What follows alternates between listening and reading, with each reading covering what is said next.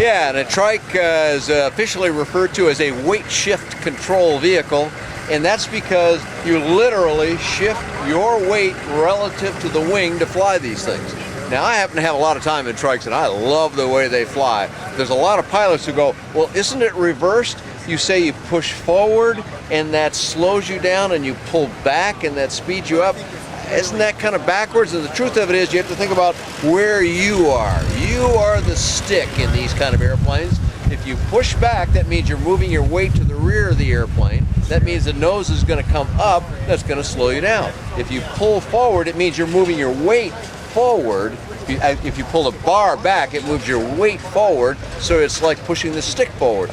It sounds counterintuitive, but it's actually very simple. And you know what? That's the whole control. Push forward, pull back, go right, go left, and that part's just the way you expect. Push it to the right, you go to the right. You push to the left, you go to the left.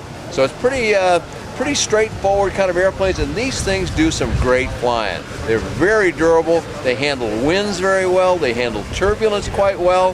From the ground, they look like they're kind of moving around a lot. In the air, they actually feel very stable and solid. And these guys, AirBorne here from Australia, has been building these airplanes for a long time. They are just about as bulletproof as an aircraft can get.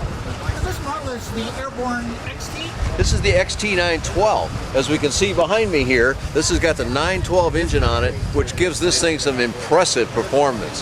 Very brisk climb rates, very short ground rolls on takeoff, and because it's got a nose wheel brake, you can slow this thing down real well. If you can pull your camera down and look at these tires, you see some big fat tires on this. This can handle some very rough terrain, very sturdy gear. This is an airplane to get a lot of use out of in all kinds of conditions on almost any kind of surface. What kind of speeds would this airplane be flying? Well, typically this one here, if you look over my shoulder a little bit, you can see the name of the wing. It's a little hard to read because of their stylized type, but it says Streak 3 on it. It's the third iteration of this. This thing will scoot right along. I'm guessing we can do probably about close to 90 miles an hour in this airplane, at which point you got to have a full face helmet on for that kind of flying, because you're going to see a lot of air. We're open cockpit here. We've got a little windscreen around us, and indeed that will, just like on a motorcycle, it'll deflect air much more than it looks like. The air doesn't come in like this. It gets blown up around and over you. So in the front seat here, pretty low wind, but still at those kinds of speeds, you're going to want to use a full face helmet, and a helmet in an open cockpit airplane is a good idea anyway, but also a helmet for both occupants means they can communicate through a helmet system. So it's really a nice way to handle these kind of aircraft. Well, looks like it does have a little instrumentation package on it. It does. They're using the Skydat out of South Africa, and with some button pushing and so forth. They don't have the power hooked up here because we're at an air show and we don't want people inadvertently starting airplanes and like that. But that'll provide about all the instrumentation you need. And of course, over here on the left side, we've got our airspeed indicator. And in an airplane like this, you tend to feel what it's doing a lot more. That sounds like the kind of thing that takes years to acquire. In fact, it takes a couple hours of flying in this and you'll start to get the rhythm. You almost don't need to look at that. But they've got a nice panel arrangement here, radio controls, and some of these can be decked out with even more stuff if you want it.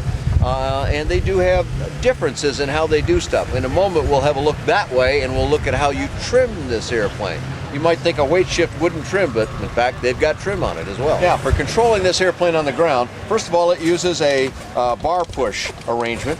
And this also seems kind of backwards, but just like that little toy you had as a kid, you get it real quick. Push right to go left, push left to go right. Sounds backwards, but it's really pretty easy. Plus, on the takeoff roll and on initial landing roll, you don't move that at all, really. That's for maneuvering on the ramp. But the instructor can do that as well. I've got my feet up here on these front pedals, and that's how I'm making that nose wheel move. But there's another bar back here, and that's for an instructor who sits behind me, puts his feet down here, and that way he can help too. He can actually do all the controlling of the steering on the ground if the student is still learning how that part works. And in addition, he's got throttle controls as well. On the front here, the throttle is actually just like an accelerator in a car. I'm going to move my foot off of that, but I can push forward on that independent of the steering bar, and that's your throttle. So on takeoff, you've got your hands busy, because you're maneuvering the bar to make sure you get a good takeoff and you're holding the airplane level. So you use a throttle control. Once you get up, you move that to wherever you want it and follow with the hand throttle, and then you set it in position just like a regular aircraft. The instructor can also do that, of course. Then we've got a couple of curved bars here. I said that we're holding it, and this is, by the way, this is all tied down so it's secure here. We got a windy Sun and Fun 2010 going on. They've got this secured real well. We don't want them to move it. Normally this bar would be right here in the middle, and it's just about like this, quite comfortable. Today they've got it tied down. But these bars that are hooked onto the main control bar, they're for the guy in the back when he's doing instructions, so that he can easily reach that while this bar, the base tube it's called, is in the right position for the student. So this is a very instructor-friendly airplane, and they often do that kind of instruction in these.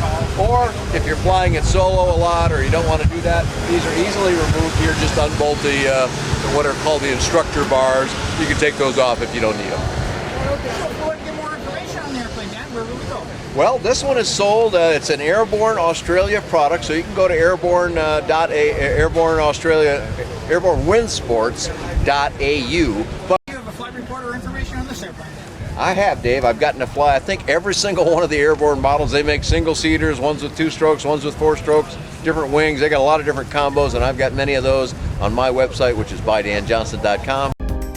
Here at Sun and Fun, we run into one of our good friends from another show. I'm Dan Johnson talking to Chris Collins of the Midwest LSA Expo. It's great to see you here, Chris. Great to see you guys too. You found me. Trying to escape. Caught you walking by, but we Yeah. had to ask some questions about the upcoming Midwest LSA Expo. You found the right time on the calendar. We know that the last few years have been excellent. Worked out pretty good. Yes, excellent. So coming up again this year, you're doing it again, of course.